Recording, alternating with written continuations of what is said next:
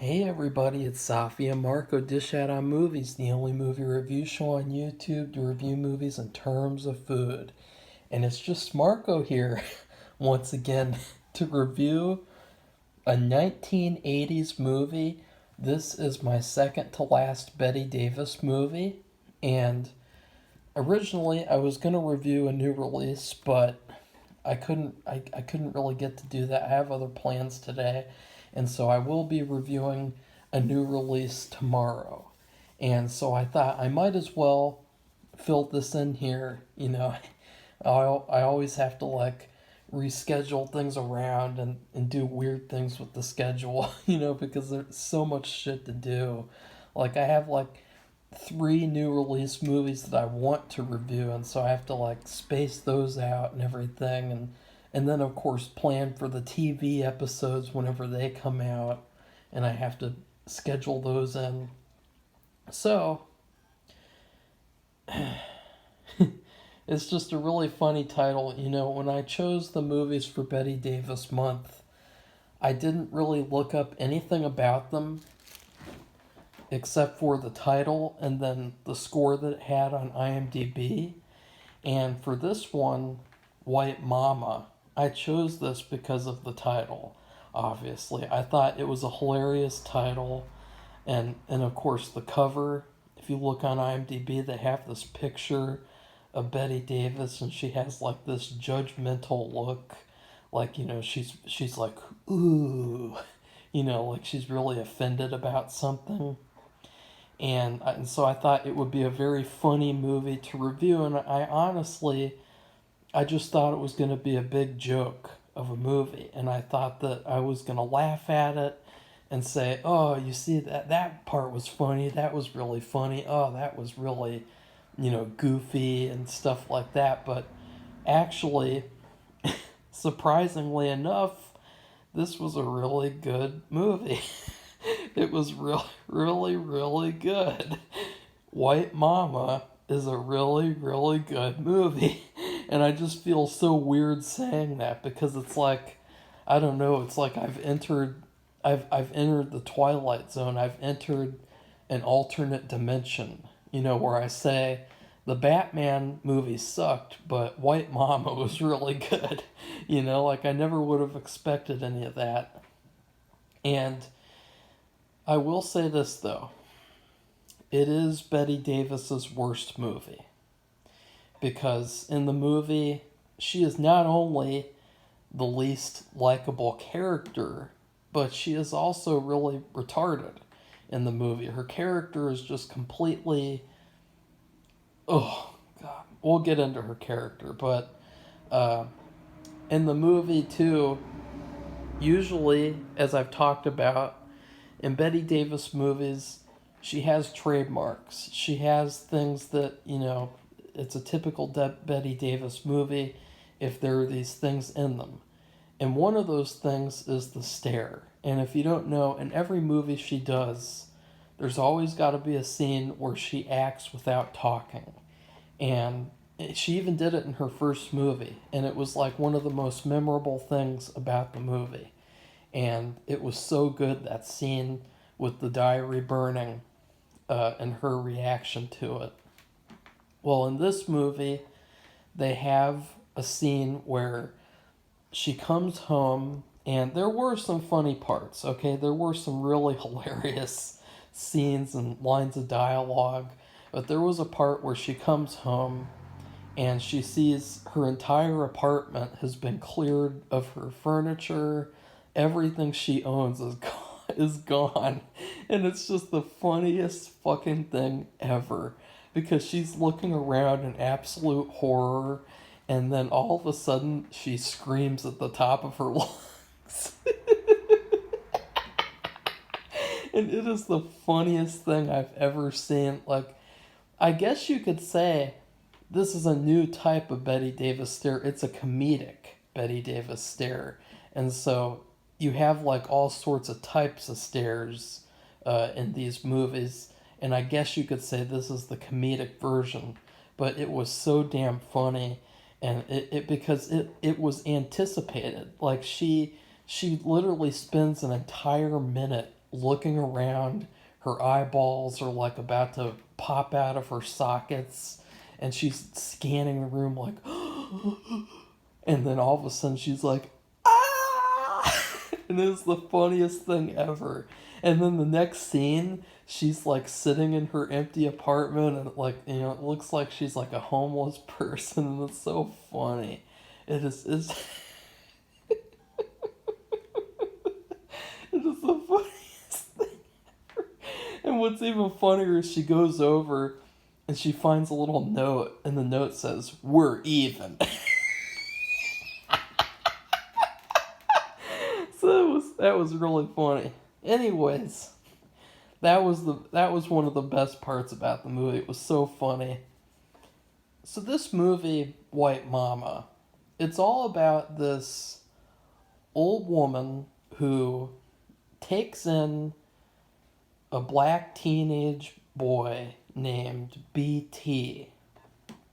And basically, she takes him in because the state is going to pay her $100 a week for for her to keep him, basically. So they're paying her to like watch over him, take care of him for a week, or I mean not for a week, but until his probation is over, because he got caught, I guess, stealing cars and things like that, and so she's letting him stay there because I guess for a while he was homeless, and he didn't have it, and they found him stealing cars and whatever, and uh, so it's like a typical story where you have a troubled youth character and you have an older person, and they sort of take the person in and then take care of them and set them straight.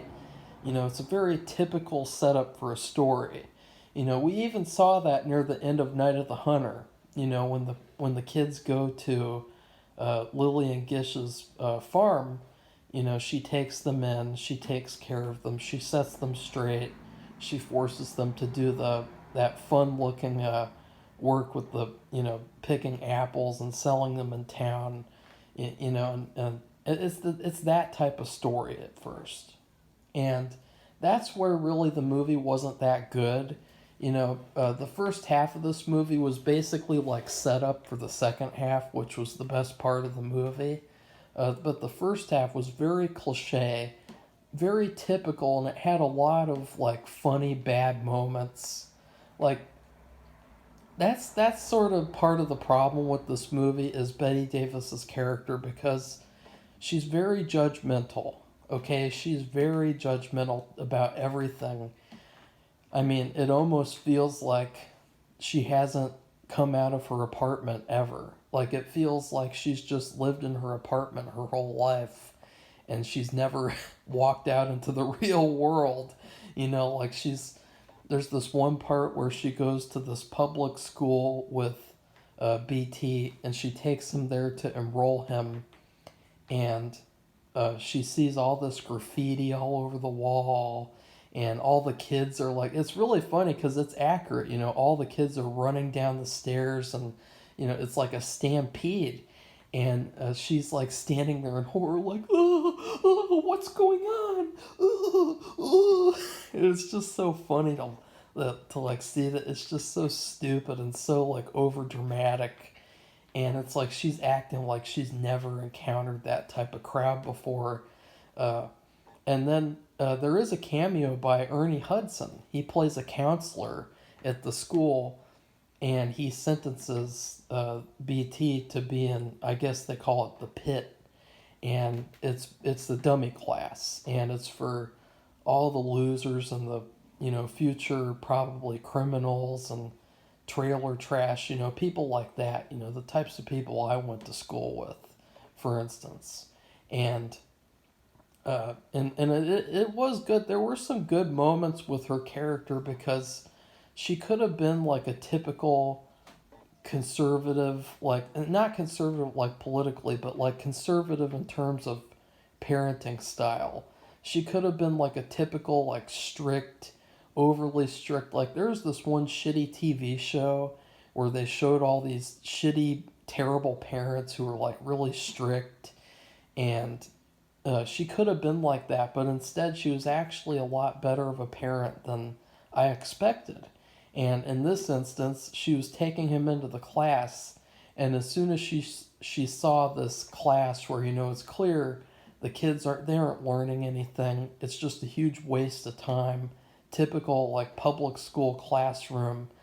She immediately says, "We're going home," and I thought that was funny. See, there are a lot of great moments like that in the movie where you expected the typical BS to happen, and then instead it was subverted with good things, with surprisingly good things. And that was one instance. And there were a lot of other instances, though, in the first half where she's very judgmental.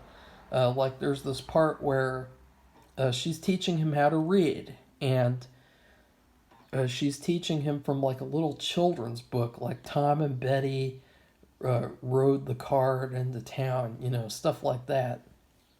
And he says, "I bought a book of my own." And he takes it out, and it's like a little erotica book. And it's so funny because, it's encouraging him to read. And then, of course, Bette Davis is like, "You won't be reading that in my house." But it's really weird because every time in the movie where she forbids him from doing something, he says, "No, I'll do it anyway." And then she immediately changes her mind. As if, like she has really no, she's just not very strong of a character. But he is. Like, he's a lot better than her. And he's a lot smarter. That's something that I'd like to talk about too, is the issue of like censorship. And the fact that she was like, "No, you're not going to be reading that book. Oh, what do you know about sex?" And he's like, "I've been having it all the time ever since I was 11. And the only complaint is I wish I had it more regularly." And she's like, "Ooh." And that's like a repetitive thing throughout the first half of like, she sort of learns a little bit about the real world. And then she goes like, "Oh no." It's pretty funny. And but what I'd like to take issue with, though, is that this is a typical problem with conservative people. And I mean not politically, but just in general, like conservative or other types of people. All these, I don't know what to call them. I don't know what you call these types of people. These stupid, like, censor 1984 types of people. What do I call them collectively? Like SJWs? Because they're not all SJWs. But basically, that kids, when they learn to read, R.L. Stine talked about this too. He said, if a kid is learning to read, you don't force them to read anything. You let them choose what to read, because by doing that, you're just encouraging them to read to begin with. Like, if a kid is reading a book, regardless of what it is, you're already winning because they're reading. And so you should not be forcing them to only read one type of book, and to not like, "Oh, you can't read that, you can't read that. I want you to read, but you can't read this." That's a very poor attitude to have, because that's saying, "No, I don't want you to read," because all that's going to do is make the kids get upset that, like, "Oh, you're not letting me read what I want to read. Why should I even want to read to begin with then? I want to read what I want to read." And so I thought that was a good thing that they brought up, because it's his right. Like, he should read whatever he wants. I mean, he bought the book himself too. Like, it's not like she bought it for him accidentally, and it's she owns it by buying it for him. Like, he bought it for himself. And he was reading it too, and so it encouraged him to learn how to read. And that is good. That's a good thing. Whereas, if it was just the stuff that she picked out, he probably wouldn't have progressed as good as he did, because after this one scene, I guess, he already knows how to read almost entirely. And that is before we get to the second half, that is a problem with this movie. A huge problem is the movie will say it's going to start a plot line. It'll start like a little plot line, and then all of a sudden, not doing that plot line anymore. And they kept on doing that over and over and over and over again until the very end of the movie. To the point of where I don't really know what the movie is about, except for like the message of like, you should be able to take, uh, you should be able to take something from people if you need it. Uh, both characters have to accept at one point that they can't do everything themselves, and someone else has to help them sometime. Everything can't always be solved just by themselves.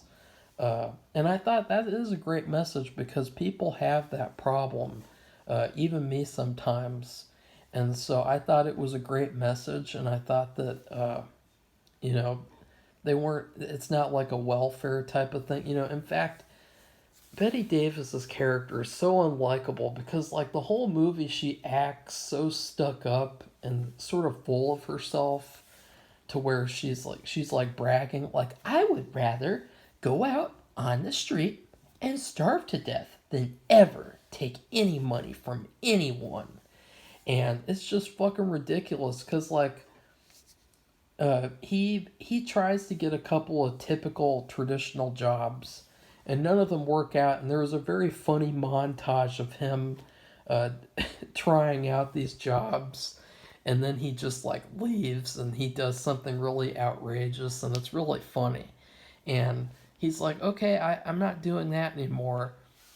Instead, I'm just going to box because that's what, number one, what I want to do, and number two, what I'm good at, and number three, it's making money. And so he boxes and he makes $300 from a pro fight. And guess what? This bitch Bette Davis refuses to take some of it. She refuses. She says, no, I will not accept that money. I will not do that. It is illegal. She's acting like such a stuck up bitch. And it's like, why are you doing that? Like, just take the damn money. Like, it's a pro fight. And it's legitimate money. Like, it's a sport. He's getting paid for it. He's doing what he wants to do. And you're acting like just a complete stuck up biatch. So basically, the second half of the movie. Well, also, I should mention there is a group of homeless women in the movie that we sort of meet here and there. And the leader of the homeless women is Mama Fratelli from the Goonies, the evil thug woman. And she did a really good job in the movie, and she plays like a real evil biatch. But the thing is that she basically went crazy from being out on the street. And so I like seeing her. There were a lot of little celebrity cameos in this movie of like really famous celebrities, and I guess they just needed the money. And I like seeing all of them because they all did good jobs. And so, anyways, the second half of the movie revolves around White Mama getting kicked out of her house because they want to turn the apartment into a housing unit. And so they want to demolish it, and they kick her out of her house. And it's terrible because it's really weird. It's really hypocritical because she starts going to all these people and places for help. She calls like all these lawyer people to try to sue them or something, or try to find out where to go, what to do. And then what's really funny is she goes to a church, and she's basically asking them to take her in and let her stay somewhere for the rest of her life. And when he says, all I can do is give you $50, she gets mad, and she says that like she's been a loyal member of the church for blah blah blah years. But it's funny because like, it's either one way or the other. Like, she says she won't accept any help, and then she wants the church to let her stay in the church. Like, what the hell? Like, that completely goes against what you've already talked about. So anyway, she ends up homeless, and BT has disappeared. Basically, she doesn't really do him any good except for she kind of keeps an eye on him, and sorry, she keeps an eye on him, and she kind of guides him a little bit. But she doesn't really do a lot. She doesn't really force a lot on him. She doesn't like the typical movie like this where like they're just like, okay, you will now do this and that and this and that, and you will not speak that way or else I will beat you 100 times a day. Like she's not like that at all. So in the second half of the movie, she's homeless, and he took all of her furniture and things and disappeared. And it was pretty funny because he basically told her earlier on in the movie that he was going to do that to begin with. He showed her how he's able to break into apartments, and uh, he showed her like a kit full of stealing tools, and it's really funny. And she just acts so shocked and surprised. So anyway, she's out on the street homeless, and I really like that because it was like a parallel. Well, where in the first half of the movie, the kid was homeless and he needed a place to live, and then in the second half of the movie, she needed a place to live because she's homeless like he was. And so it's a really cool parallel, and it reminded me, as soon as she's homeless, she's basically a rookie. She doesn't know what to do. And one of the homeless women, a part of the Goonies mom group, uh, she comes over and basically teaches her the ropes, and she's going to help her be homeless from now on and survive on the streets. And it's a pretty cool little sequence because basically her motto is to move all the time, so that no one can get you and no one can try to rob you. And she tells her you have to get this type of handbag and stuff like that. And so they're traveling together because the mom from the Goonies, she got killed on the street, and so all that's left is her right hand woman and a couple other women, but they don't travel with the right hand woman. I guess Three Bags Penny or something, whatever they called her. Three Bags woman travels with White Mama, and she has like this routine where she rides the buses all the time and rides the subways all the time. And to me, like, I don't know, it seemed a little dangerous because on the buses and subways and things, bad stuff can happen there too. It's not a safe haven just because you're riding around with other random people. In fact, it might be even more dangerous because you're trapped on there. Like with that recent subway shooting, they were all trapped on there for a while until they could get off and run away.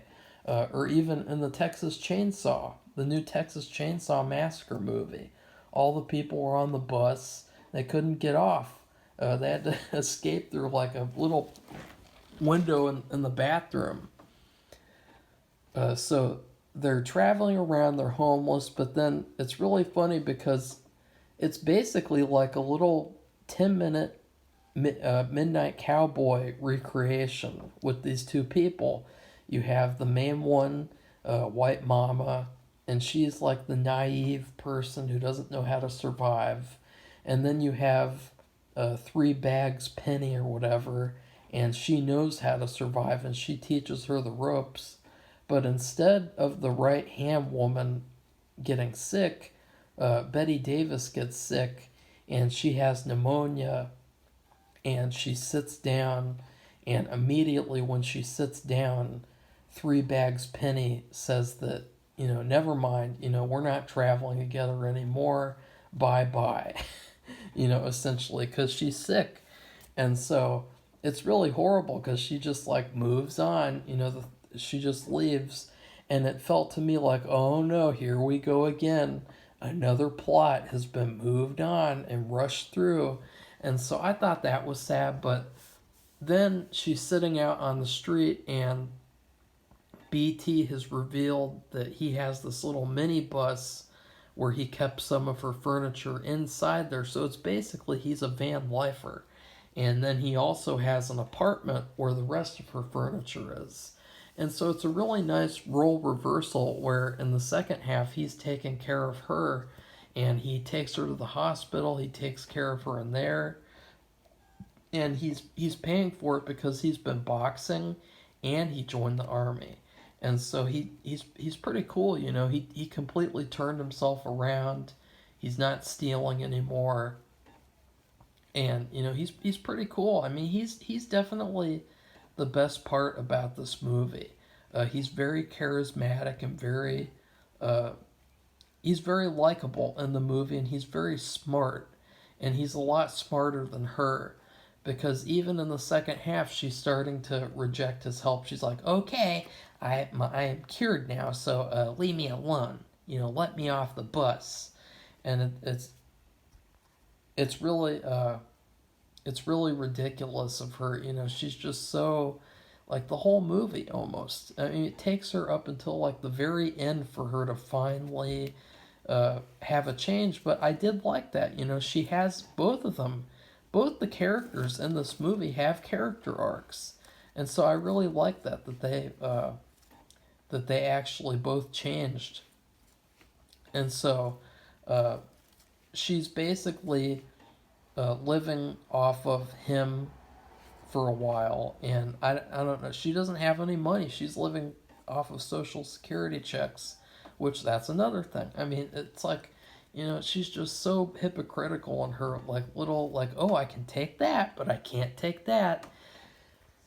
And then they have this really really fantastic sequence where he is gonna do another boxing match. This time, I guess I don't know if it's illegal or not. I don't really understand the specifics. Uh, he is gonna take $150 for every round he survives against a heavyweight, and it's a really cool sequence because it's almost like a sequence out of Rocky. And I'll say that, like, this movie is basically Black Rocky. And I would also say that, like, it's really sad that this movie did not spawn a sequel. Because to me, I felt like I'd like to watch a series with these characters. I'd like to watch a series in this universe. They really created, even though this is a TV movie, they really created and fleshed out a universe. And so I'm really sad that they did not make any sequels, because I think that this guy, he is definitely, he's a lot like Rocky, and he's a very very good character, and so I really would have liked to have seen that. But he does this boxing match, and they have this really cool thing where she invites all the homeless women to come in and basically watch over the fight and watch over the guy giving the money, because sometimes those guys, they run off and they try to short people of all their money. And so I loved that. I loved how, see, it was almost like the movie kept on building on top of itself. It was like a cake where you have like a big layer at the bottom, then you have a smaller and smaller and smaller and smaller. And so it was like a perfect layer of layers and layers of cake, complex cake. And that's what this movie was like. It was not like cookie dough ice cream, like I think Bette Davis is like. It was like a cake. You have layers. Everything is built on top of each other. You know, and I think that this movie really demonstrates how to tell a good story. Because in order to tell a good story, you have to have foundation. And at the beginning of the movie, they lay a perfect foundation, and they just build and build and build and build. This is the perfect example of how to tell a story properly. And so I'll say, like, if you want to see the difference between bad shows, bad movies, watch them and then watch this. Because they had this, the boxing sequence is so good. It's such a great sequence. where he's fighting, and you think, and it's very realistic too. Like he thinks, oh, I'll have the upper hand here, but no. And the guy goes so hard on him too. Like the other boxer, he's just like a machine of punches, and it's actually a little hard to watch. It's a little brutal. It reminded me a little bit of like the Deer Hunter was seeing the Russian roulette championships. And then at the very end, she he got all the money, I guess, but he still wants to get her more, or he still needed to get her more, and so she does the unthinkable for once in the whole fucking movie, and she sells her precious china cabinet full of china, and she sells it for $600, and it was just a great moment because it's like, oh, finally she changes, she's doing the right thing, and then he leaves for the army, and she's got to stay alone for like a year or whatever whenever his tour ends. And so I really like this movie a lot. I thought that it had a lot of great messages. I thought it was not anywhere near as stereotypical and cringeworthy. Like, whenever you see these older movies with like White Mama, titles like that, you think like this is just going to be a cringeworthy, bad old movie where it's like, look at all the. But this was actually a really surprisingly good movie, and it felt like this is a legitimately good movie. Like I really liked it. I thought that it was pretty damn good. I loved all the characters. I loved the story. Even though I felt like I would have liked to have seen more from some of the stories, I really ended up liking this movie. And I thought that the ending was nice. You know, they had this nice little ending where he looks up and she left a light on for him to see where his home is, and he's leaving to go to the army. And I thought that was a great little ending. What was too bad, though, was that sorry. What was too bad was that you saw the homeless women at the end, and they were looking up at the light too, and it's too bad because we never even got to see them go up there and have dinner or something like that because she said that she wanted to invite them up, and I thought it was unfortunate that we never got to see that. I guess it was implied, like I guess it was saying now they know that that can be their home too or something. I don't know. It was very like open-ended at the end, but it was a good ending. So as I said earlier in this review, this long review, I never expected it to be this long. I am gonna rate this movie a store-bought cake, layer cake. And sometimes store-bought layer cakes can be pretty good, and in this case, this was a really good cake movie. It's just perfect the way that the movie builds on the plot lines, the characters, everything just progresses and makes so much sense. It's such a naturally told story. You know, there's no agendas, there's no social agendas, there's no political agendas. It's just a very well told story. And so I really think this movie is a good store bought cake where everything is built on a good foundation, and it's got lots of icing, lots of decorations. It's a great cake that you can get. You know, I guess probably store-bought cakes used to be a lot better. So let's just pretend that this is a store-bought cake from the 80s or something, you know, where they used to put a lot more, they had more natural ingredients, you know, they made a lot of stuff really well. Nowadays, if you get store-bought cakes, they're very artificial and stuff. Like there was one birthday where I got a mint chocolate chip birthday cake, and it was so gross and so artificial. But I feel like in a lot of stores back then, it would have been a lot more common to get a better made cake from a store. So that's my rating for this movie.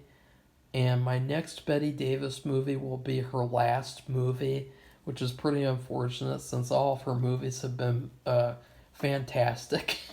And so it's like, oh, that's too bad that it has to end. Uh, her last movie is, I guess it's called Wicked Stepmother, and that's one that I bet will be bad. Unfortunately, it looks really really bad. But I would highly recommend this movie to you guys if you haven't heard of it. It's a really good Bette Davis movie. She is the worst part of it, though. The movie is really good in spite of her character, and I would say that this is probably her weakest performance. Most of the movie, she kind of acts like a child. Like, she just acts like she has never seen the world before, ever. Like, she acts like everything is just so, like, hard for her to look at and see. Like, it's really funny. So, sorry about that, guys. Please like this video, comment, tell me what you thought about White Mama, and then please subscribe to our channel if you'd like to see more movie reviews like this. Goodbye, everybody. See you soon.